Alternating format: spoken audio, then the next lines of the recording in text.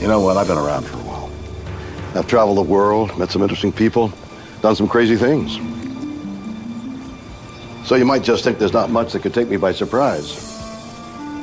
You'd be wrong.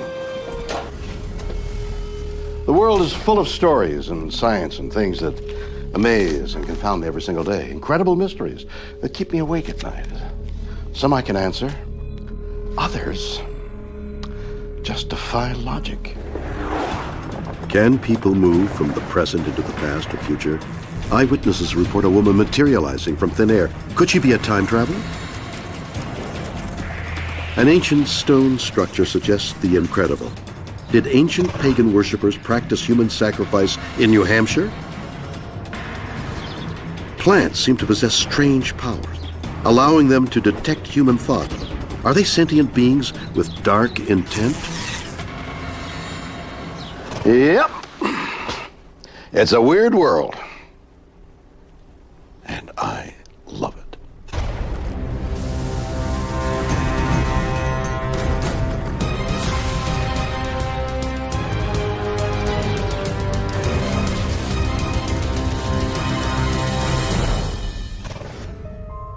One minute. I'm sorry, I couldn't put this book down, The Time Machine, written in 1895 by H.G. Wells. With this one book, a hot new science fiction genre was born, the time travel story. Now, of course, there are endless books, and films, and TV shows on the subject, and the mind-boggling paradoxes of journeying across time. Great stuff. Shame the concept of time travel is just fiction, isn't it? Isn't it? On July 15th, 2006, famed science fiction author Whitley Strieber, best known for his books The Hunger and Communion, was out at the theater with his wife Anne and her friend Starfire Tor. Little did they know what would happen that night would rival anything found in Whitley's books. Nothing seems impossible to me anymore. I haven't talked about it very much. After dinner, Anne and her friend went into what they thought was an empty ladies' room. Well, it's a very small room, about 10 by 12. There was nobody in that room except for Anne Strieber and myself. So I was standing on these steps.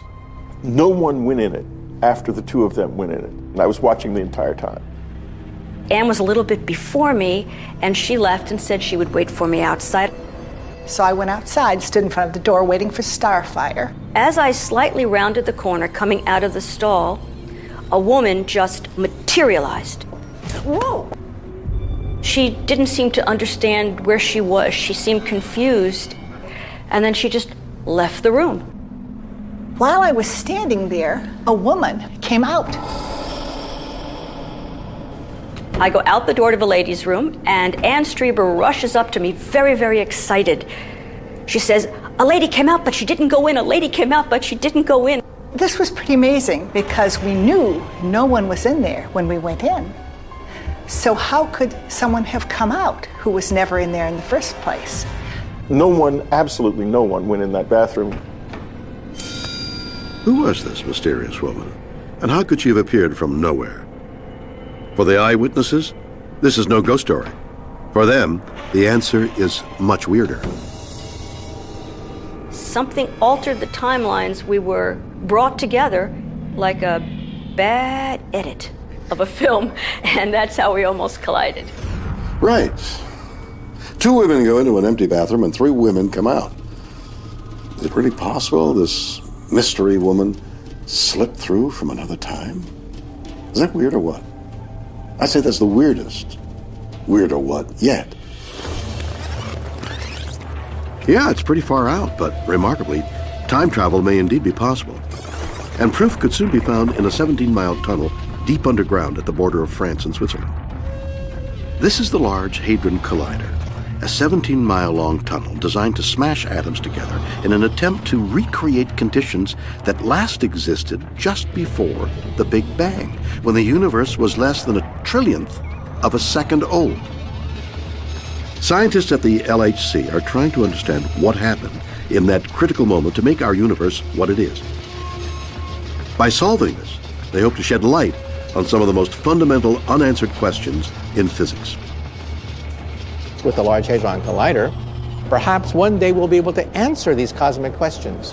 What happened before the Big Bang? Is it possible to go through a black hole? Can you bend time into a pretzel? We're now entering the cusp of human progress. 100 years ago, think how primitive we are.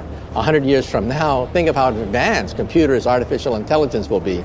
Right now, we're at the most interesting point in human history, the cusp, when we're going to rocket through the universe. A complete understanding of how the entire universe is really constructed might enable future physicists to find a way to manipulate the fabric of space-time itself and travel into the past or future. But can we really manipulate time? To find out, we first need to investigate time itself. Isaac Newton imagined time as an arrow, always traveling straight forward in one direction. But then Albert Einstein came along and said that time is more like a river that can meander, flow at different speeds, and even eddy back upon itself. Now we look at a river and we think of the spot on the river where we are is something like the present moment. And then upstream from us is the future. This is coming towards us. It's relentless. It's sort of inevitable. In a moment, what was up there is going to be here. And downstream from us, we can think of as the past. So these are events that have already happened. So there you have it. You've got the future, you've got the present moment, you've got the past. Is it possible to go against the flow of time into the future, or move even further downstream into the past? Going back in time is simple, theoretically. All we need to do is beat light to its destination, travel faster than light speed. How fast is that? Well, as Albert Einstein figured out, light travels at a fixed and constant speed throughout the universe of 186,000 miles per second. And the space shuttle can travel around 5 miles per second, so we have a bit of a problem. But our hopes of meeting our ancestors aren't over yet. Modern physicists have built on Einstein's theories and discovered that although we may not be able to beat light in a head-to-head race, we might be able to cheat and take a shortcut. Going back in time is simple, theoretically. To do this, a time traveler would need to bend the fabric of space, connecting two distant points to create a theoretical tunnel through space and time known as a wormhole. There are two parallel universes. Perhaps it might be possible to build a gateway between these universes, a wormhole, a shortcut, like the looking glass of Alice. Think of Alice in Wonderland. She had a looking glass and she put her hand through it, and her hand went to the other side of forever. That is a wormhole. But could we manipulate the very fabric of time and space? If we have something called negative matter or negative energy, it might be possible to build a gateway to another universe, a gateway to another point in space or time. Now, of course, in science fiction, we have the dilithium crystals of Star Trek. People talk about spice. People talk about other exotic chemicals that will open these gateways. Well, I'm a physicist. To us, it's negative matter or negative energy. Negative energy we can actually create in the laboratory. That's already been done, but only in microscopic quantities. Negative matter we've never seen before. If we can find a negative matter meteorite in outer space, just perhaps, maybe we can harness it to open a gateway to another universe. The only problem is the amount of energy required to punch a hole to the other side of the universe is impossible for us to achieve with our current technology. The trick is to assemble enough positive and negative energy in order to rip open the fabric of space and time. That's really hard. We're talking about the energy of a black hole, the energy of a star, in order to bend time into a pretzel. What do you mean it's impractical to go back in time? Can't make a wormhole. What's wrong with these eggheads? Okay, so traveling into the past might be a tad beyond our reach, but here's something surprising. Most physicists believe it's possible, relatively easy in fact, to travel into the future. How do you exploit Einstein's theory of relativity to travel into the future? Well, it turns out it's not that hard to do. Now, it's hard from an engineering point of view. You just need a really fast spaceship, which we don't have. But if you had one, here's what you do. You just go on a long journey and come back home. Remarkably, this is possible because time behaves differently when an object or person travels at high velocity. It's called time dilation. If you move fast enough, your clock will disagree from a clock that's been left at home. A similar thing can happen if you spend a lot of time in a strong gravitational field, like near a black hole, for example. This amazing feat has actually already been accomplished. Russian cosmonaut Sergei Krikalev has spent more time in space than any other human being. From 1988 to 2005, Krikalev spent 803 days orbiting the Earth at high speed. At times, Krikalev was traveling at 17,000 miles per hour. Nowhere near the speed of light, but fast enough to travel forward in time. It's only about 1/50th of a second, so it's almost too small to even notice. But he has aged just a little bit less than, let's say, if he had had a twin brother who had stayed on the ground. He's just a little bit younger than his brother would have been. Using this theory, it may be possible to travel thousands of years into the future. Imagine traveling all the way around the circumference of the Milky Way galaxy, our galaxy. Now, it's very big. It's about 150,000 light years around. So it's going to take a long time. You start accelerating at a rate of 1g, which is the normal force of gravity that you feel just sitting here. So you have this very mild acceleration, but you keep it up long enough, you're eventually going very fast. When you get halfway around, you start decelerating, and after many, many more years, you end up back on Earth where you started from. Here's the thing. To someone who has stayed at home and just watched you go and is waiting for your return, they have a long wait because it's going to take 150,000 years before you come back. But for you, from your point of view, on board this spaceship, only 23 years will have passed. So, although it seems impossible, time travel is, theoretically at least, real. And the Large Hadron Collider could yet witness science fiction become functioning science fact. In some theories where there's extra dimensions of space, in addition to the three that we see, little compact, tiny dimensions, extra dimensions of space, there's a speculative idea that they may be able to make a mini black hole in the Large Hadron Collider. So is it possible the mystery figure that appeared that night in Los Angeles was really a time traveler? Perhaps even from a future where science had finally answered the secrets of the universe and were now able to manipulate time? Could be. We physicists believe that if time travel is possible, all the paradoxes can be resolved if a parallel reality opens up and there are no contradictions. You simply change the past of another universe. This also means that perhaps in the future, our descendants may have the energy and the ability to create a time machine. So one day, if somebody knocks on your door and claims to be your great-great-great-great-great-great-great-granddaughter, don't slam the door. Is that weird or what?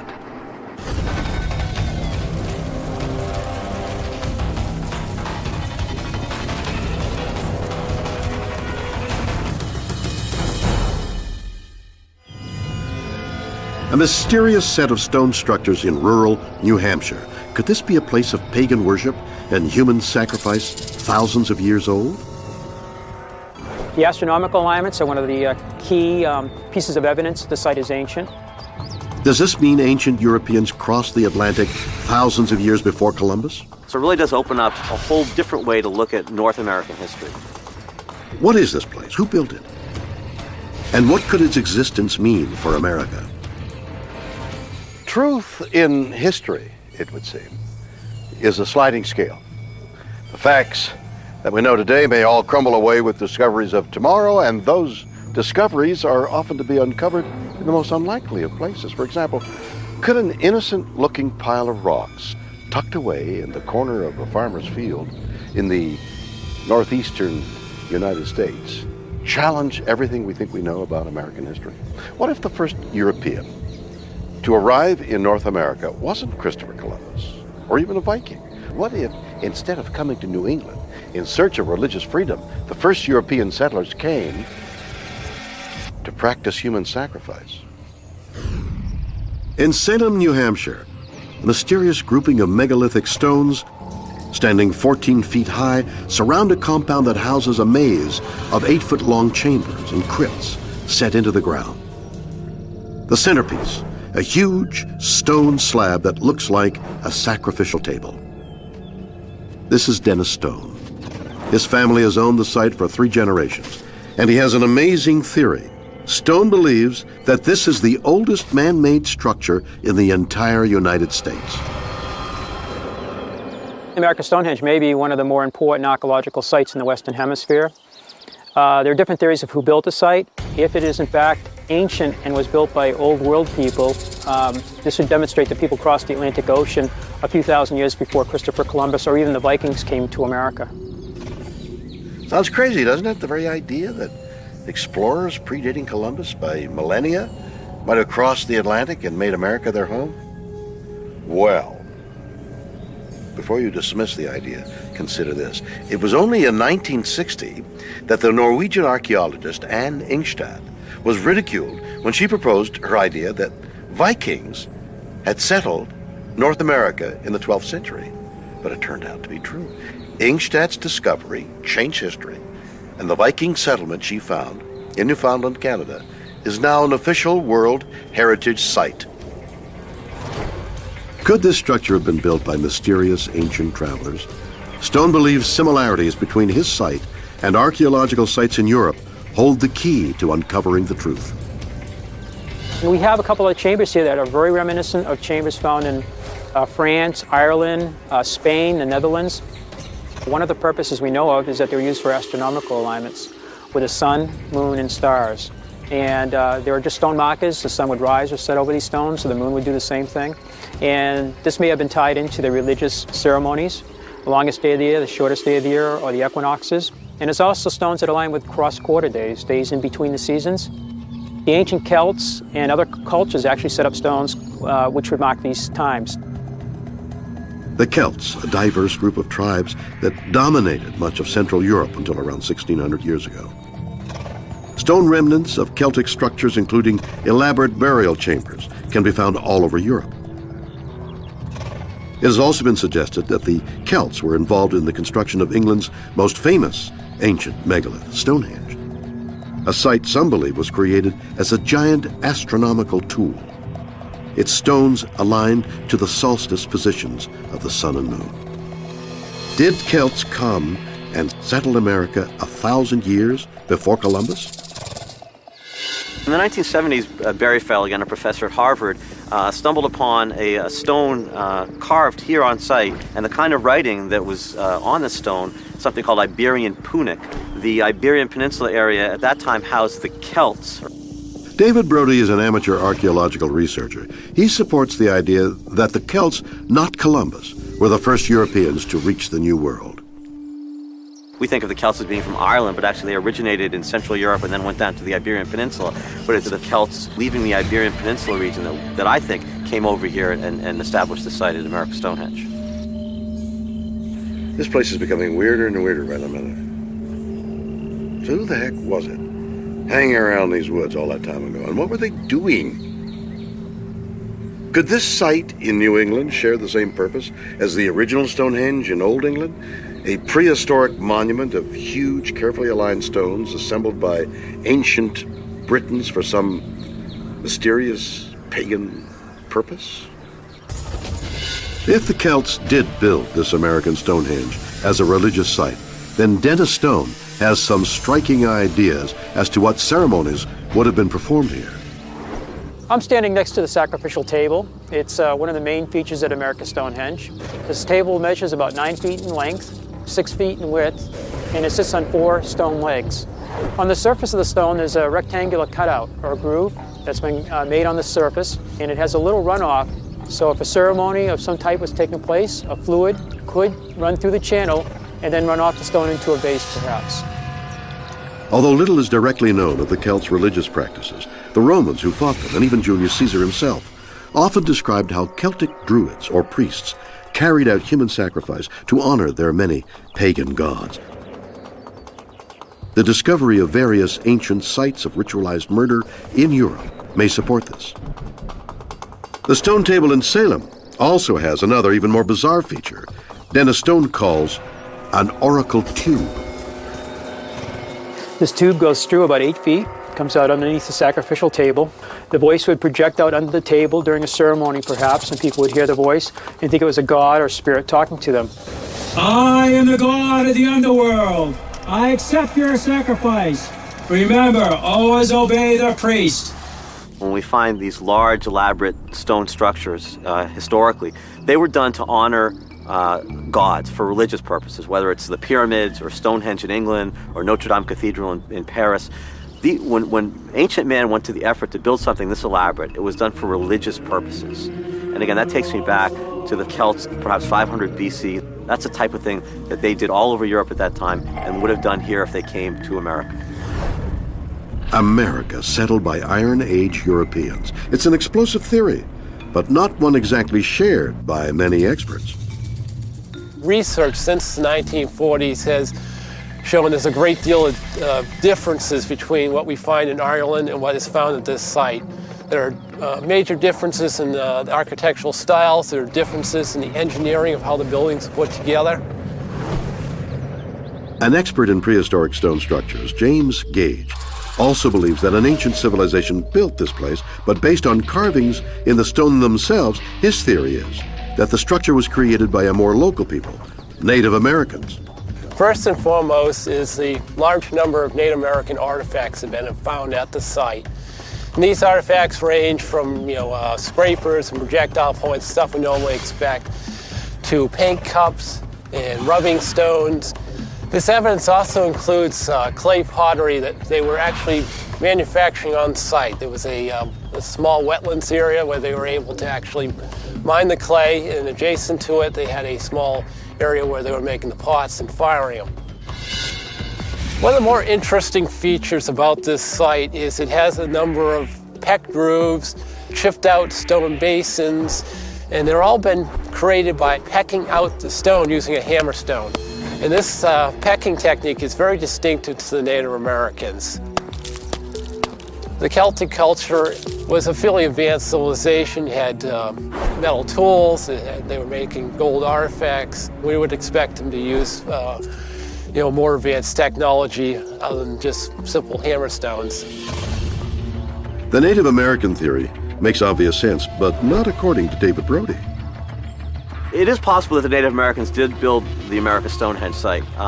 It would have been out of the ordinary for them to have done so, so I'm not inclined to think they did. They didn't typically, Native Americans in this area of the country did not typically build with stone. They had stone tools, and they used stone to build their hearths, but they didn't build these elaborate structures typically out of stone. Once in a while we see a sweat lodge, but there's too many of these chambers here. In addition, the Native American tribes, although a lot of their history has been wiped out in the New England region, they don't take ownership of this site like they take ownership of other sites that they believe they did build. So I'm not going to tell you that they didn't do it, but I think the weight of the evidence is more in favor of some kind of ancient seafaring European civilization. So while these experts can't agree which ancient civilization built the American Stonehenge, another archaeologist, Kenny Feder, believes whoever is responsible wasn't ancient at all. Celts in New England 3,000 years ago? I don't think so, but okay. Archaeological sites where people were so neat that they picked every stinking artifact up and left no physical evidence behind? Not bloody likely. Okay, it looks like we're back to square one. So who could it have been that built those incredibly weird structures? Was it the Celts? Unlikely. The Native Americans? Maybe not. Well, how about another slightly less romantic theory? What if it was assembled by a couple of drunken 18th century farmers?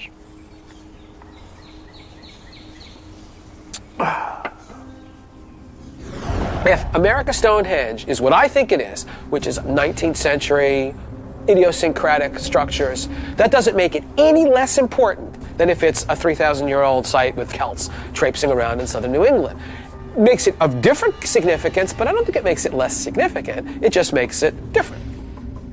Feder's theory is the structures were constructed by the descendants of the Celts, the better-known European settlers that came in the centuries after Christopher Columbus, bringing with them traditional ways of building stone structures.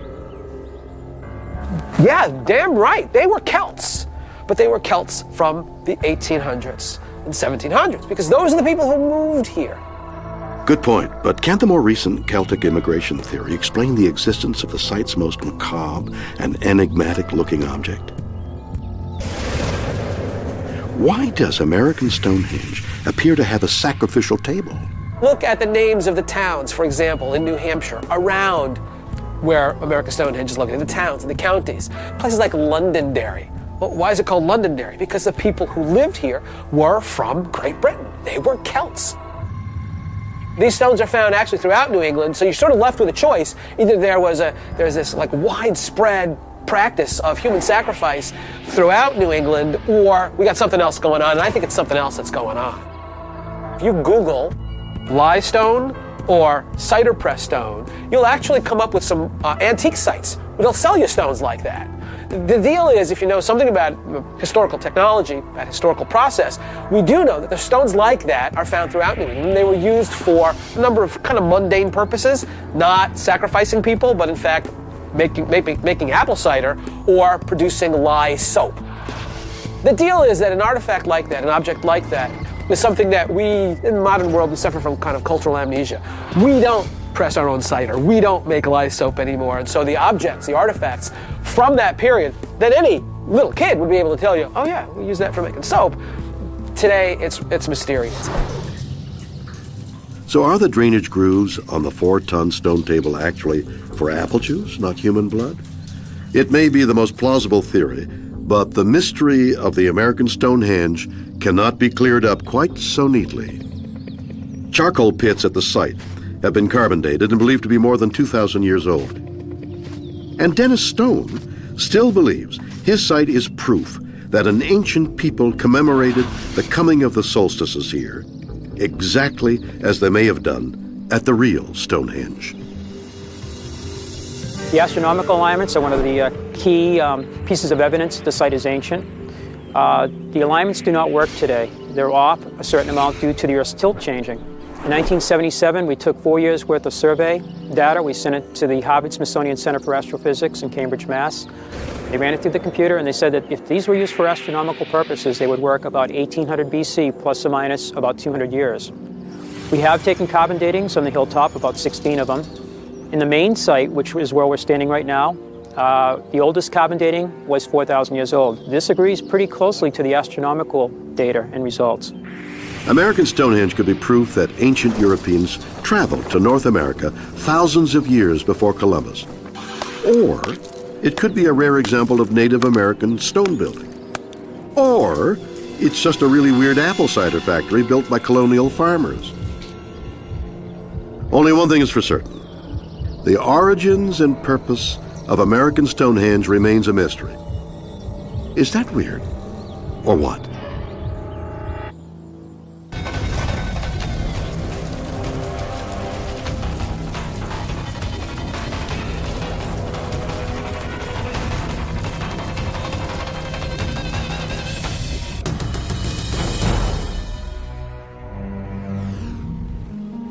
Most people don't believe this. But I have a real green thumb. The secret to my success? I talk to my plants. I stroke them, and I give them a little tender, loving care. Why? Because I believe plants, like humans, are emotional beings. They have feelings just like you and I do. They love, they fear, they can be affectionate, and they can communicate. You don't believe green matter has gray matter? No? Well, watch this.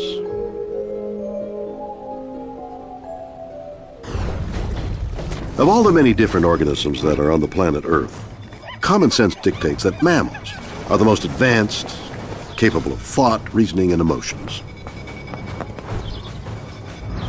But shocking new evidence suggests that plants may possess these abilities as well. And even more mysterious, they may have the power of ESP. Is this science fiction? Or science fact? Researchers attempt to establish interspecies communication. Is that weird, or what? Our story begins in Italy, where Carlo Schignazzi runs a 24-acre vineyard in the Tuscan hills. A music lover, Carlo was well known to serenade his grape pickers with an accordion.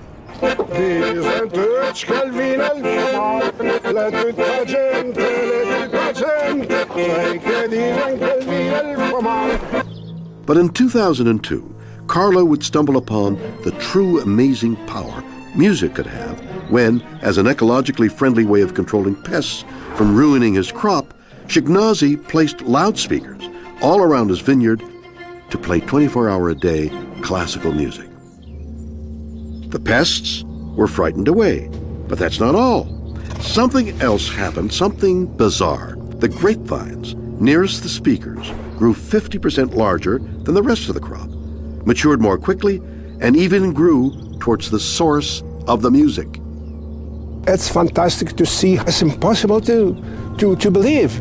The bunches are 4 times more. For example, they live 2 times more. So the sound is like light. So why is this happening?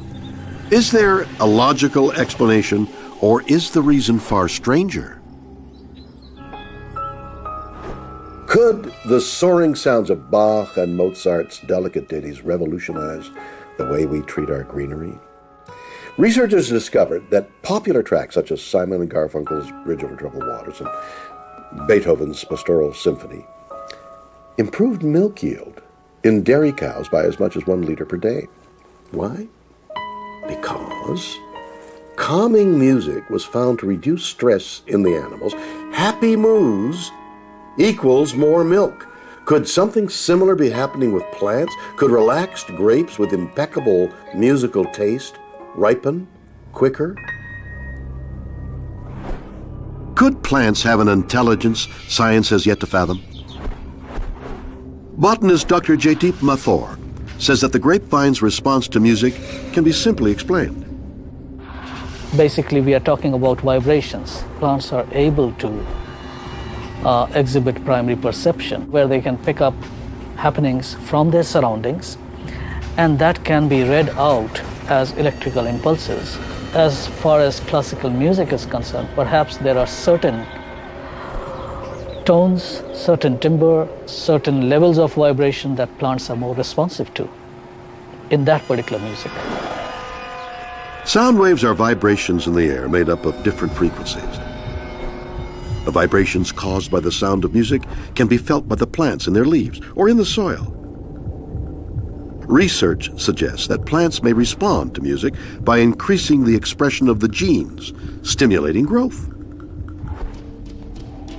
So do plants just feel music rather than hearing it? Is the perceived wrath of grapes or joy just a boring biological response based on sound vibrations? Maybe. But Susan Dudley, a plant evolutionary ecologist, has another theory for why Carlo's grapevines grow so dramatically.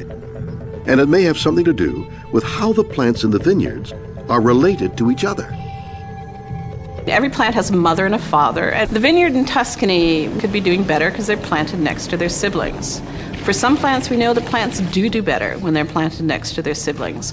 And what my research does is show a possible mechanism for that they're not producing these competitive behaviors when they're with their siblings. So that's a plausible theory.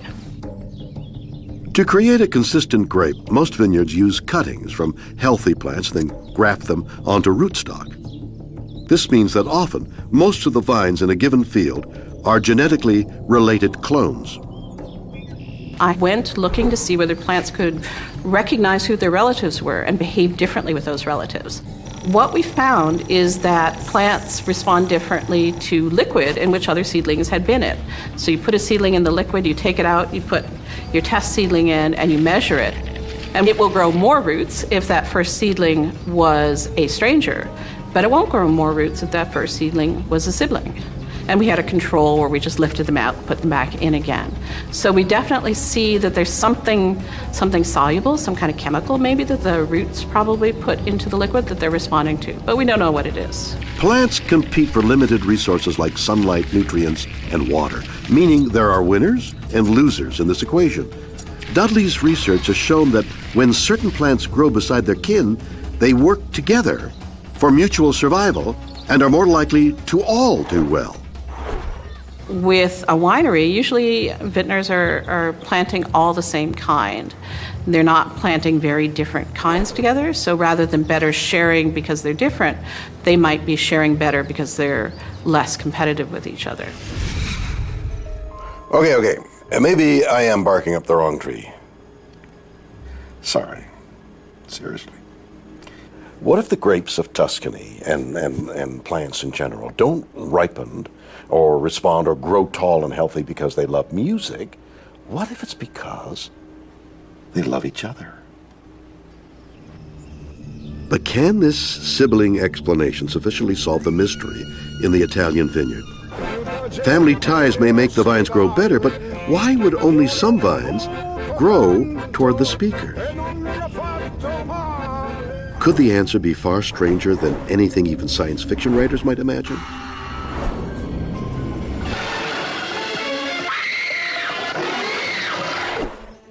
Could, as many researchers believe, vines and other plants be sentient beings capable of displaying conscious choice? I believe plants can sense. Now, whether they can sense precisely our thoughts or the thoughts of other animals around them really remains to be proven. So I wouldn't go so far as saying that, yeah, they have the ESP and everything.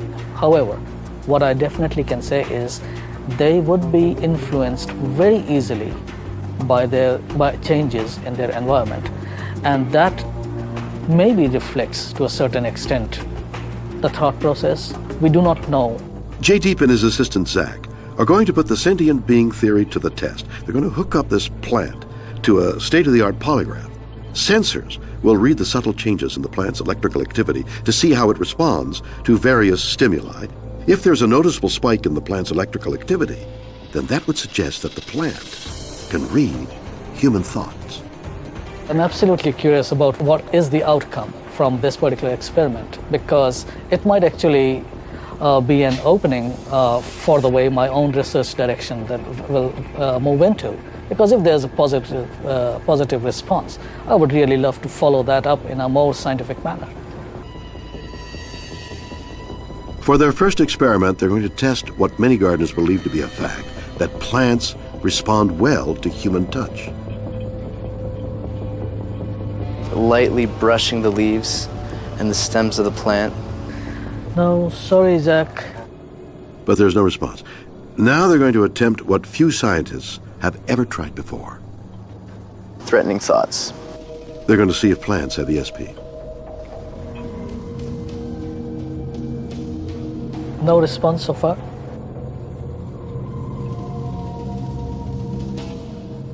That's all I got, yeah. We haven't gotten any responses yet, eh?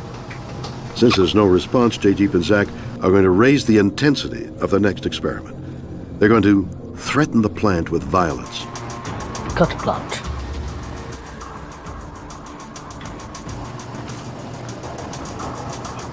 Hold on. So as soon as you were on the way to cut it, there's a huge spike. That's really interesting because it was at a lower level, spiked up, came down, went up again, and then has now started resting at another level. So the spike actually comes prior to your action. Amazingly, before he could cut the plant, there's a noticeable spike on the line detector indicating a physiological response by the plant. That would suggest that the plant could read Zach's mind. This was almost the perfect moment for a plant to have become anxious when you reached it with the scissors with a very clear intention, at least in your mind, unspoken. So, again, maybe we are looking at something real. Scientifically speaking, this hardly would count as a result unless we could repeat it multiple times. But the fact is, and it comes as a major surprise to me because I was not expecting this at all. And we had already gone through one plant and looked at the other one and gone through different situations where we realized this is not happening. And then suddenly, when Zach moves in with a scissor, and I guess with a very clear intention of carrying the threat out, there is a very, very clear spike. So, if human beings are ever going to prove plants are sentient or have ESP, more research needs to be done. If it's ever proven true, the implications would be enormous. It would shake the very foundations of our human existence and necessitate a dramatic change in the way we relate with this mysterious species. Is that weird or what?